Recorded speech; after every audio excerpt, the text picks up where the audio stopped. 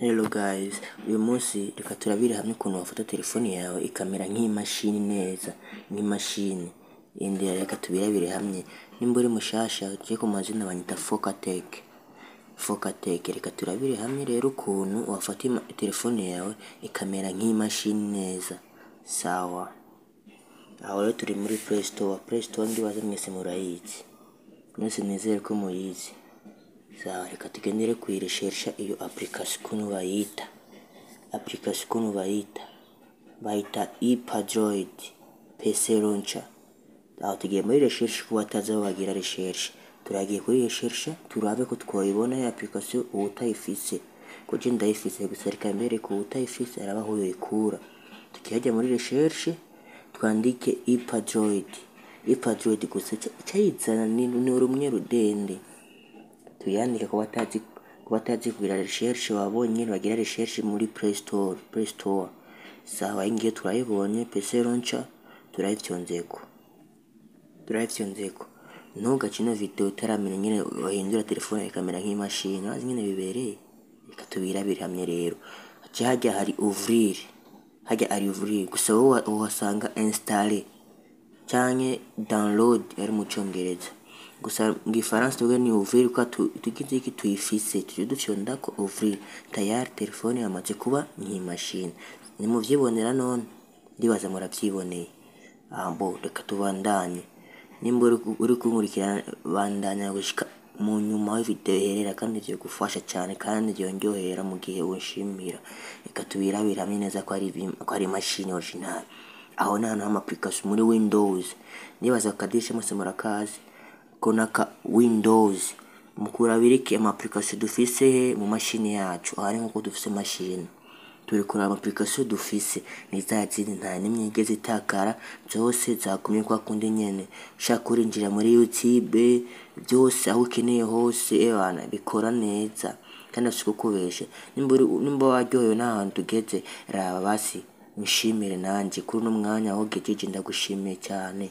Ndagushimiye kuba tugeze hamwe hose turinjira aho ndikwereka izina ryanjye rya FOKA Tech. Profile yanje yo turi muri YouTube kandi dufise ya launcher y'imashini iPadroid niduje gutera charge. Ndiko ndabereka ko nikora gushobora kwinjira mu application yose uko wipfuza uko bikeneye. Nimba tugeze hamwe anye ndagushimiye cyane. Tugeze kuri no mwanya kuri no muntu tukiri kumwe ndagushimiye cyane. Wera abo bandanye gushika uko woyikura mu gihe utayikeneye gusa mu gihe ikeneye ukayimenya uyishiramo.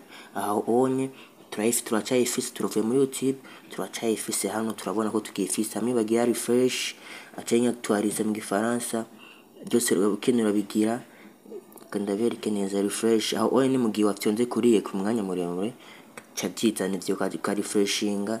Ho ku mashini bakoresha suri gusa tuwe dukoresha touch tukosha kuboko yaba neza rero.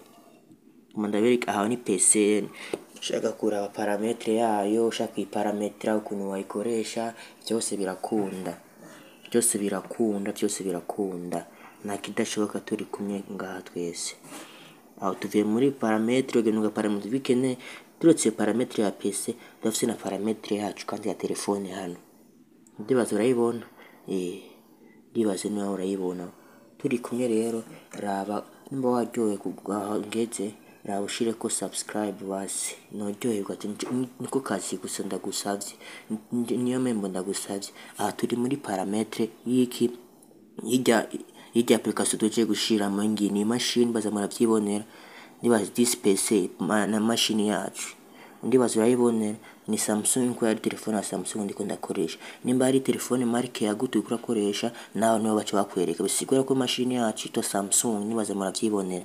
Aho na parametre ukeneye modifier ukusubisha muri style ukeneye. Je nashimye no style nyene niyo mbona imbereye. Shaka urahindura color ibiki gusa je nashimye ino color nyene ko niyo mbona imeze neza. Aho n'umugisha kuraba iki shaka kuraba ibiri mu telefone mu mashini yawe. Ni ordinateur ubu telefone yawe nka ordinateur baza muravyibonera public vraiment. Nimba waryohewe tugiri kumye kushaka no mwanya arabushimira mukunshimira nawe urabe ko wagize subscribe nibyo ngusabye si kugahato ubikora ubishaka ubikora ubikeneye sananje byongerera ubikoze kandi muri commentaire wandike ikintu wipfuza nimba ukeneye ko ndagufasha ikindi kintu wombwiye cyari cyose FOKA tech amanga bandi bashime cyane kuba mwanyizeye tukarabira hamwe twese no video kugeza aho irangirira c'est bon murakoze tubonane ikindi gihe live zanje ni chaque dimanche gusa umunsi nta nakoze hari impamvu bien sûr